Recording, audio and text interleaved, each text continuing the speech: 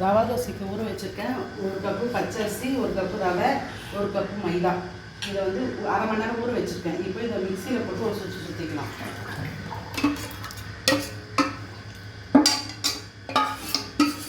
அரைச்சாச்சு. இது எதுக்கு இப்படி பண்ணோன்னா ஒரு ஈவனாக வரும். மிளகு,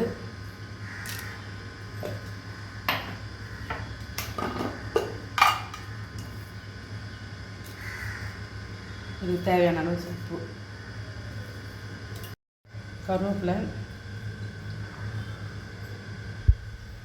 சீரகம்,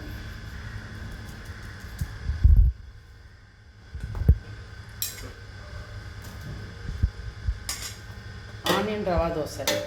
வேணான்னா சாதாரண கூட ஊற்றிக்கலாம், ஆனியன் போடலனாலும். இதுக்கு தேவையான அளவு கொஞ்சம் நல்லா தண்ணியாக இருக்கணும். இன்னும் கூட தண்ணி ஊற்றிக்கலாம்.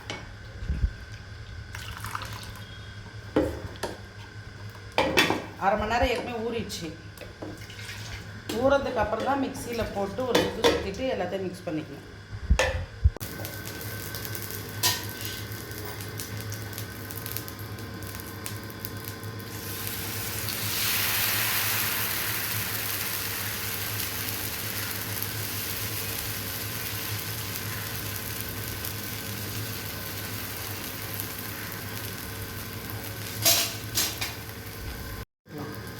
கொஞ்சம் வெந்ததுக்கப்புறம் எண்ணெய் போட்டு நல்லா கிறிஸ்பாக இருக்கும் அந்த தோசை. ட்ரை பண்ணி பாருங்கள். அந்த மாதிரி எல்லோரும் ஊற வைப்பாங்க. மிக்சியில் ஒரு முறை சுற்றணுன்னா எல்லாம் ஈவனாக இருக்கும்.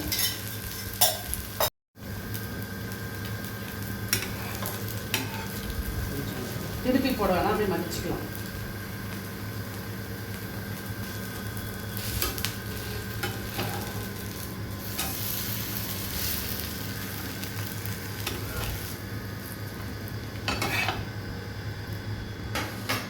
தோசை ஊற்றிக்கலாம்.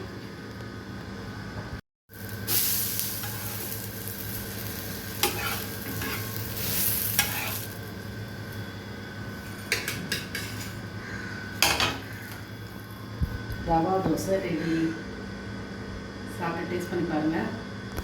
டேஸ்ட் பண்ணி பாருங்களா? நல்லா சூடாக இருக்குது. வேணாம் நான் எடுத்துட்டேன்.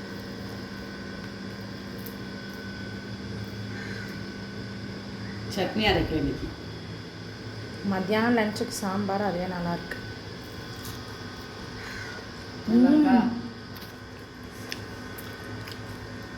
சூப்பராக இருக்குது. தேங்க்யூ. எல்லா தோசையும் ஊற்றிக்கலாம்.